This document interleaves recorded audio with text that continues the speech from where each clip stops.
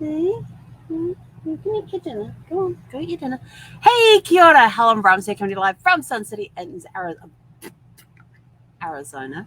Hope you're all having a super fantastic, sparkling, magical Monday. It has been an incredible, incredible day. But first of all, what sparks have you lit today that are going to carry you on for the week? And those sparks are inspiration, creativity, new projects that need to be completed before the end of the week. And it's finding that energy and that zest and just the drive to go for it and get those sparks ignited into flames that burn throughout the week to get the projects done. It could be the project could be something as simple as taking a step towards your dream and goal. What's the first step that you need to do? You've got this massive dream over here. What's the first step? Because the only way you're going to get to the goal at the top is by taking one step at a time. So what's that first step you need to do? Is it doing some research into something? I remember back years ago when we were living in Virginia, sitting and we were playing the cash flow game at an evening where we would study John Maxwell, and then we would go and play the cash flow game. And I'm sitting across, and I meet this lady that evening. It turns out she was a realtor, and so I said, "Excellent." I said, "We're looking at selling our house next year." And so we started talking about that, and she says, "What do you do?" And I said, "Well, I'm a travel professional." She says, "Oh, we're looking on going on a cruise for our 25th wedding anniversary," and their anniversary was the following year. And I was like, "That's awesome." And so we started talking, and I ended up booking their trip, and she ended up selling our house, and we had 2 offers in 2 days. In fact, we had an offer the first day. The first day it went on the market, she had an offer in her box at 9 a.m. the next morning. And then we went here with the open house on Sunday and got another offer on that came in on Monday at the deadline. And so that was pretty cool. House sold in 2 days. Can't beat that. I was very impressed, and we got our asking price. So she had just started. So anyway, the night that we met, she turned around. She says, "I need to find out more about that." And so we started talking about what they wanted to do, where they wanted to go, that sort of thing. And she told me that she had just started taking this goal-setting class, and their homework was to take one step towards their goal. Her goal was to go on a cruise for a 25th wedding anniversary. They had never cruised before, but that's what they wanted to do for their 25th wedding anniversary. So their first goal was to find somebody that could help. And so, when she got me, she got the whole step. Found somebody that could help her. We got ideas to her within a week. So when she went back to her goal setting class the following week, she already had 2 steps completed. She had found somebody. She'd started the research process. Found somebody that could help her. Got some ideas. In fact, I think it was within 2 weeks we had the cruise booked. It was that quick. It was very easy to do that because we were looking at these different itineraries and stuff, and they wanted an overnight somewhere on their anniversary. So they wanted the cruise to span across their anniversary, and for the actual anniversary, they wanted to be overnight somewhere. So we found the 2 places where we could get a cruise ship overnight for their anniversary. And I said, "Do you want to go here or do you want to go here?" They chose which one they wanted to do. It was booked and done. Just like that. I think we had that done within like a week or 2. So she could go back to her goal setting class and said, "I found this person. This is what we did. This is what we're doing." It's done. Now we just got to wait for the time to make the final payment and get on the cruise ship and go and have a time. And they had a blast. I got to talk with them after when they got back, and they had such a great time. But what is that? It could be, but when igniting a spark is that first step that you need to take towards those goals. Today I had sparks of sparkles everywhere. It was everywhere from the moment I got on the call this morning. So the wake-up call this morning was very inspiring for me, which reminds me I still have to go type the notes up from it. I always type up the notes afterwards. So I still have to go do that. But I got some ideas out of what we talked about this morning on the call, and so I was kind of excited about that. I had a really great call with a friend of mine who she is becoming very knowledgeable and a whiz with NFTs and crypto and all of that. And she has this amazing mind that is very engineering on one side and creative on the other. I'm creative and not engineering. I'm as far from engineering as you could possibly, from having that logical engineering. I love logic puzzles and stuff, but when it comes to those details and everything that's involved in engineering, I am so far the opposite end of the spectrum on that. But we were able to meet in the middle on the creativity side, and she could talk to me as a creative person, and I could get to understand it. And she had told me the other day that she had gone and purchased um, some domain names that were NFT and minted, and she actually owns those domain names. And I'm like, well, what's all that about? And so she gave me a brief synopsis over the weekend during one of our breaks and stuff. And actually, no, not during one of our breaks. On Thursday night, I'm doing speed networking, and gave me the brief synopsis of it. And so then I sent her a message over the weekend, I think it was, and said, hey, where do I go to buy these domain names? And so she told me, and so I went there and I got some domain names, and I was sort of like impressed. Although I was sort of like $400 for Zephy. I was sort of like, I ain't paying that. And so I looked around and found an alternative, and found Zephy B for a more reasonable price, because Zephy B is what Zephy is on Facebook, is what she is on Instagram, because Zephy was already taken. So Zephy B is what she's known on social media as. So I got Zephy B.NFT, and it's all minted, and it's ours to do as we want. So today I got to meet with her and go, well, now I have these domain names. What do I do with them? And talking about creating websites, because a lot of the domain names I got are ones that I have .coms for, to take the NFT domain name and direct it to the .com site for now. And so do the forwarding thing, and then later on, the website will get moved completely over to the NFT, and the .com will point to the NFT site. So it was all exciting and kind of like, this is so much fun. Oh, and I could go do this, and I could do that, and da da da da da. So we actually did a little bit of brainstorming in there as well, and then I was wanting to set up an Etsy store, so we were talking about that, and she was helping me do that, giving me instructions on how to do that and get signed up and everything else. But the curious part was that when I went to create my account on Etsy, I put in my normal email address that I use. It told me it was not a correctly formatted email, or it wasn't a real email. I'm like, what the hell are you talking about? Of course it's a real email. It's one that I use all day, every day. Could you please check it and retype it? So I retyped it, retyped my first name, retyped my password, and it came up with the same error again. And I thought, So I even tried clearing cache and cookies for that website and went back in. Nope, still wouldn't accept that. So I thought, okay, let me try another one of my email addresses, because I have several.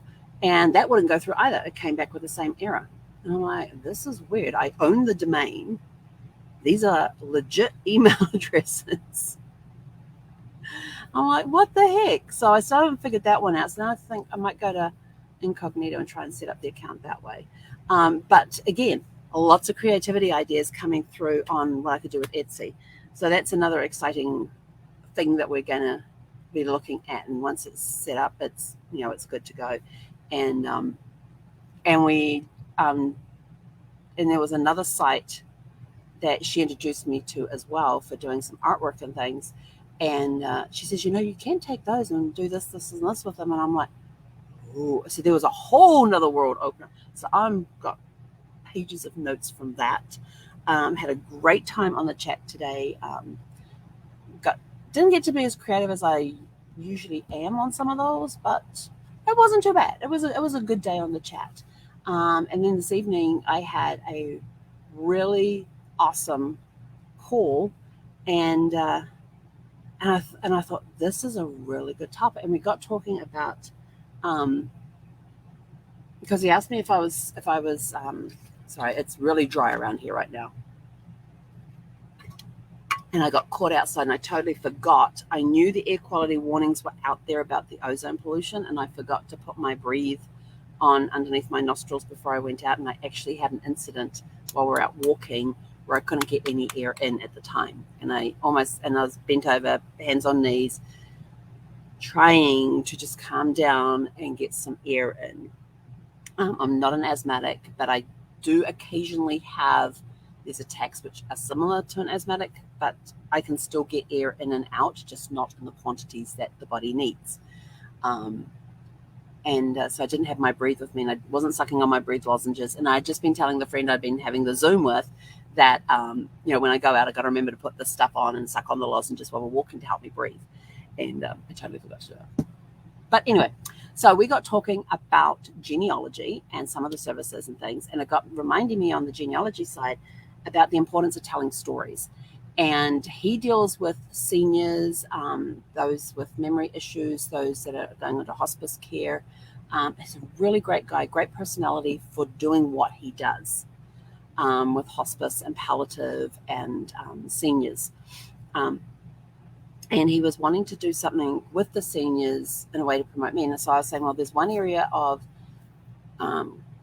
that's part of genealogy where you can go in and you can help people record their stories. And I said, there's some services out there. I said, because there's certain requirements that you have to have in order to be able to be somebody who can record somebody's story. And so we were going over that, and I gave him a couple. I said, these are a couple of websites. I said, I don't know what the companies are like, but this is what the service that they're offering is what I'm talking about. So it gave him some framework, and then he can take it from there. But I do have a friend who was going to be using somebody for her husband, but it got too late for them to do it just before he passed away. So I'm going to ask her if she remembers the organization that she used for that, so I can pass that information on to him as well. So we got talking about the importance of telling the story and the research that I do. I says, well, I take one person in the family tree that they want to know more information about. They come to me, this is all the information we have on this one person. What other information, what's the story of their life? What can you tell them? Tell me about them and everything else. And so we fill in the gaps that they have. They may have the birth date, the death date. They may have just the death date, but not know what the birth date is, and have the how old was. You may have just a copy of his obituary, which may say that he was, that the person who passed was. So say, for example, it's a grandfather they're looking for. He was 87 when he passed away in whatever year it was. So you got to subtract to get an about time, and so it gives you a time frame to go looking for them, and they want to know more information about that particular person. I said, when I take on the project, it's one person we are concentrating on, not several. I said, because of the time that it takes. So we concentrate on one person at a time. And so he was thinking about how that could be used as well with what it is that he does as a resource for families. So yeah, it was kind of cool. And then we got talking about before the dirt nap, because he said, you also do travel, don't you? And I go, yeah. I said, but it's very specific. Because what's that? I said, I only do customized trips to New Zealand, Australia, and the South Pacific Islands. And then I am rebooting Before the Dirt Nap Adventures. And so Before the Dirt Nap Adventures that is getting relaunched, I may have already talked about this from time to time, but we're basically going to be doing once-in-a-lifetime adventures that itineraries will never be repeated. There may be portions that are repeated due to the cruise line or a tour company if we use those, but we're going to customize it as much as possible to make it as unique as possible. And like I said, they will be once-in-a-lifetime adventures that we will never repeat the itineraries of when we plan the next one, maybe to that same area. And so we started talking about some of the adventures that are on the plan, and some of the things that are involved. And, we've got adventures that we're planning for. I had one planned for 2020 to the Galapagos, but of course, the global pause happened, so that got squashed. And so I definitely still want to go. to the Galapagos, so we're definitely going to be revitalizing that one. We may not be able to do the exact same itinerary that we had last time, but we're going to try and get pretty close to it, because we never actually got to do it.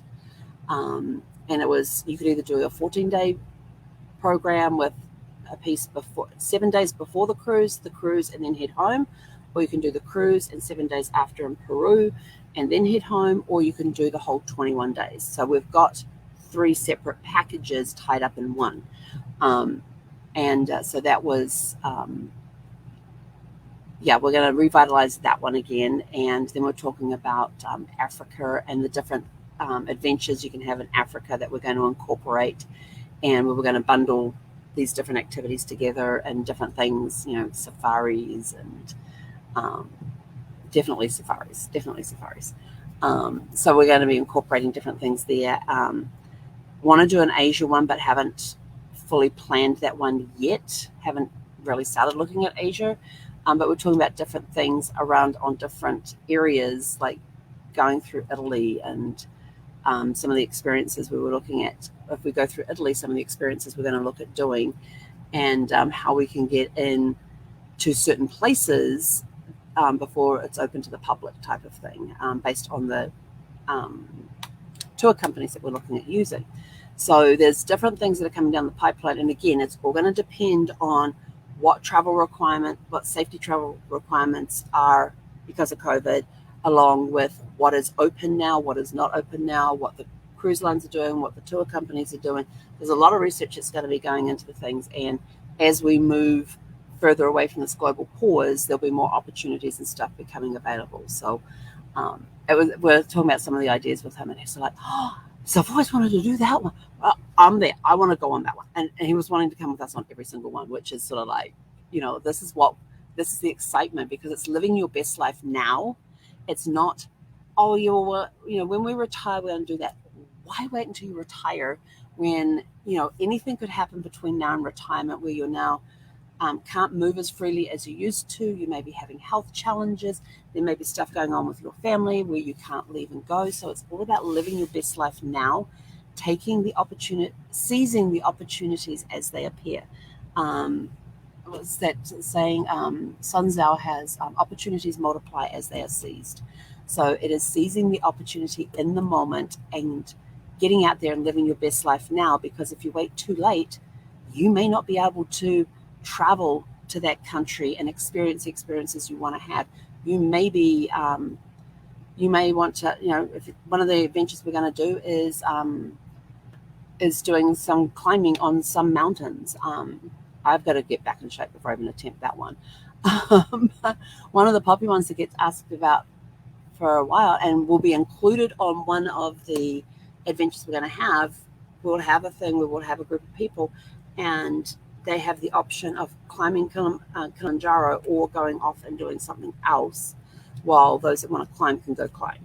Since one of the adventures is going to be in that area, we'll have the group that want to go climb the mountain can, and it will be guided and everything else. And then those that don't will be off doing another adventure.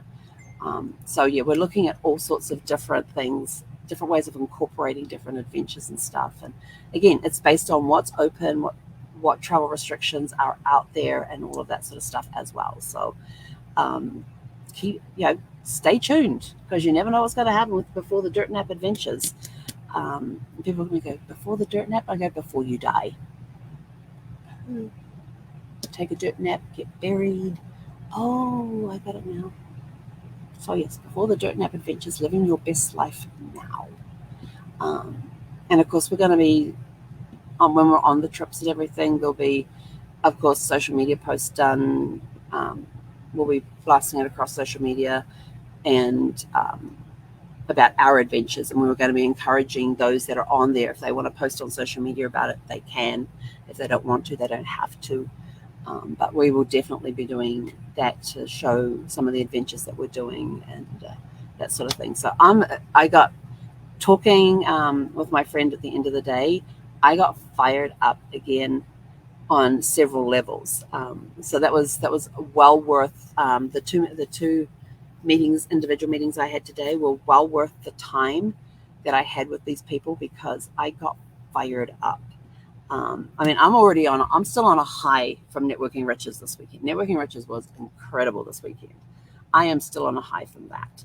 And then coming into today, being on that high, and now having it taken to another level with another level of excitement layered in on top, for getting fired up for what's coming down the pipeline. So stay tuned is all I can tell you, is to stay tuned, because there's going to be stuff coming down about the genealogy. There's going to be stuff coming down before the Dirt Nap adventures, and the Dirt Nap adventures. Some of them are going to incorporate some genealogy stuff as well, because we are going to include historical parts in some of the Before the Dirt Nap adventures. We're going to be including some historical pieces as well, where we get to have a guide that guides us around an area and about the history of an area that your ancestors may have come from. So figure out your family tree, figure out where everybody came from, because when we come to doing Before the Dirt Nap Adventures, it could be one of the Before the Dirt Nap Adventures is your family going on a family trip to areas that your ancestors came from. And it may not just be, mum, dad, and the kids. It could be the extended family as well. So having a group from the family go, children, grandparents, parents, nieces, nephews, aunts, uncles, all taking a trip together back to the homelands and going in the footsteps of their ancestors. So those are part of the Before the Dirt Nap Adventures that are going to be more private family ones. So don't just rule out, oh, well, you're going to be going there and you're I really want to go to, our family came from Italy, I'd really like to go back and see. Fine, then let's make the trip let's take your family and make it a trip to Italy where you can all go and experience the areas that your ancestors came from in Italy. Maybe we'll throw some cooking classes in there for you so you get some Italian, you get to learn to cook Italian in Italy, hand-make pasta or hand-make mozzarella, hand-make pizza, depending on what part of, Italy that you're in at the time, and what part of the area that your family came from. It could be that you're saying, oh, our families came from Eastern Europe. Well, actually, maybe that's not such a good one right now. From wherever, and we plan the trip to be just for your family to the places in the countries that your ancestors came from. Imagine having a family reunion where you're walking in the footsteps of your ancestors. How cool would that be? I mean, I would love that. To have a family reunion where we're walking around, like for me in Cornwall, England, and visiting the different places that one side of the family came from. I also have my other side of the family, my paternal side. My maternal side has a strong link to Cornwall in England, some part Cornish. In England, we have a very strong link there, and that's the maternal side. The paternal side also has links to that area as well. And then when we get up to Scotland, my maternal side has very strong ties to Scotland. And on my dad's side, a little bit. But then you go over to Ireland, and my dad's side of the family has some ties to Ireland that my great aunt, before she passed away, was talking to cousins in Ireland. And I was sort of like, we have cousins in Ireland? Sweet. Who are they? And she never told me before she passed. So yes, there were some secrets she took to the grave. I mean, she would give me just a little bit to keep me enticed, to keep me interested, and then she'd feed me a little bit more, and then she'd feed me. And she was such a sweetheart. I loved my dear aunt very dearly. Yes, but she took some secrets with her. I wonder if she passed them on to her daughter. I have to figure that one out. But being able to go to those areas and with the family, taking. Having a family reunion where, say, my dad's side of the family goes with my aunts and uncles and my cousins, and we all go and visit these areas that our ancestors came from. Imagine the cool trip that would be. And going into Huntingdonshire, what's now part of Cambridge, and visiting and seeing if we could visit the family manor that used to be in the family. It's called the Manor House. But wouldn't that be a cool thing to be able to do, and go and visit the cemetery that's right in front of, there's a church with a cemetery, and right behind it is the manor house that my ancestors came from, and being able to walk around in that cemetery and see the gravestones. And I know my parents and at least one aunt and uncle have done that, have actually been there and seen that and toured the house. But yeah, wouldn't it be cool to go see that sort of stuff, and just have a thing where we start in one area and just work our way up into Scotland, across to Ireland, and back home again, and have the whole family go. I think that would be pretty cool. It would certainly tighten up the bonds of a family as well to do that, to go and see, hey, this is where your great-great-grandfather was born, and that sort of stuff. So yeah, so Before the Dirt Nap Adventures may not just be your travel bucket list, if you want to call it that. It could also be going in the footsteps of your ancestors. So anyway, I've rabbited on long enough. I'm out of here. It's been a super fantastic sparkling day with lots of sparkles ignited, a lot of excitement. And right now, I'm going to go have a protein shake. I still want my 7-layer chocolate cake, though. Still after my 7-layer chocolate cake. For those of you keeping track of my chocolate cake fix right now, I need a 7-layer chocolate cake. And I've tried putting the double chocolate stuff into the shake, and that's not taking it away. I want a 7-layer chocolate cake with the cream and the vanilla ice cream. Maybe a little bit of drizzle of raspberry over the top. It's so good. And I know 2 places that have exactly what I want. Just deciding whether I'm going to do, one evening I might go and do a pickup meal, like go and pick the meal up, which means I can't take Zeffie because to pick up meals on most of them, you've got to go inside the restaurant and I can't leave her in the car. Oh, that's something that happened today because this week we have excessive heat warnings in the area, which means our temperatures are going to be, what do they say, between 107 and 114 this week. My neighbor came over and said, hey, we're leaving town for a few days. We're leaving here and we're coming back on this day. He says, please park your car in our carport while we're away. He said, that'll get it out of the sun. He says, we've got high temperatures coming in this week. And of course, my car just sits out in the open. Bluebird sits out in the open. There is no shade or anything for her. And he says, please utilize our carport while we're away. And, we'll be back on this particular day. But up until then, please park your car in our carport so it's out of the sun. And I was just like, well, thank you very much. I said, what about your golf cart? He says, oh, we're parking it over in that place over there because it's one of the places he watches. When the snowbirds leave, he actually oversees their property, their houses and things. And so he has permission to park his vehicles in their carports if needed. And so he's going to park his golf cart over there and leave his carport completely free. So Bluebird gets to park in a carport for a few days while this excessive heat warning is on. So I'm sort of like so thankful. It really is a great community here. It really is. We enjoy the community so much, and the people that we meet, the friends that we're making. Haven't been back to the library, so I haven't run back into Tony again yet, and she is definitely the character, that one. I'm thinking of maybe like taking an hour on Sundays or something and just going over there and just sitting there and doing some writing and maybe bumping into her that way.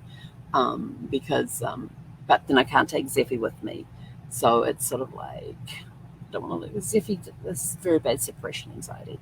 But I figured if I start doing stuff like that on a regular basis, then maybe she'll get used to it a little bit because she knows I'll always come back. I don't know. I do have to start boarding her for overnight stays to get her used to being in places like kennels and things. Because when I go to California, I'm planning a trip to California later in the summer, and I'm probably not going to take her with me, which means I need to find a kennel that she feels safe at and where she doesn't end up crying all night. I was thinking of maybe taking her with me and seeing if the dog sitter I used to use in Escondido is still there, and seeing if Zeffie could stay with them for the week that we're in California. But then I'm like thinking, okay, we got to stop it because I'm not going to take Sparkles. I'm not taking Sparkles with me. So it'd just be driving in my car. And then it was sort of like, oh, what do I do at rest areas? Because rest areas always have these signs out that you can't take pets inside the restrooms with you. And I'm like, well, I can't leave her in the car because it's too hot. And there's no way in hell I'm leaving her tied up outside the restroom while I pop in there. So what do I do? But if my dog sitters are available for when we decide to go to California and able to take her for that week, I know she loves it there. They love her. They'll definitely notice some changes in her because it's been a couple of years since they've seen her. They haven't seen her since the beginning of... Actually, no, sorry. Yeah, it will be a couple of years because I haven't seen her since January of 2020. February of 2020 was the last time. The first weekend in February of 2020 was the last time they saw her. So I don't know if they... And I've still got to find their phone number. I don't know if they still do the dog sitting services, so I'll have to find that out. But if they do, I'm just going to take Zeffie into restrooms with me in any rest area that we go to. And if people complain about it, I'm like going to be like, look, I can't leave her in the car. I can't leave her tied up outside. What other options do I have? And I've taken her into a restroom once before. We went to the dog park the other day, and I was like, use the restroom. So I looked, there were no signs to say no pets allowed inside. So I just took her in with me, and she's there with her head down like this, peering underneath the walls. And I'm having to keep a tight rein on her. And we did use an accessible bathroom thing, stall. We used an accessible stall because the other ones were too narrow to take her in there. And she would have been sticking her head underneath. And she is, put it this way, she's tall enough that she only needs to put her head down just slightly and she can see underneath all the walls. And she would be able to, without even dropping her height, just dropping her head down, be able to walk underneath all the walls. And so I had to hold her on a tight rein on the leash to stop it. But she just stood there while I did my thing. And she just stood there and looked underneath all the walls and watched all the feet walking around. And nobody made any comments about her when we came out of the stall and I was washing my hands. And there were these two cute little girls there, and Zeffie was wanting to go over and say hi because they noticed her. So when the kids notice her, she wants to go say hi and jump all over them. So got to keep a tight rein on her. But yeah, she did well in that restroom area. So I'm just thinking, that's all I'll do. I'll just walk into the restroom with her, and somebody makes any comment, sorry, can't leave her in the car. It's too hot. If I leave her in the car, somebody would have my windows smashed in and her out of that car so damn quick.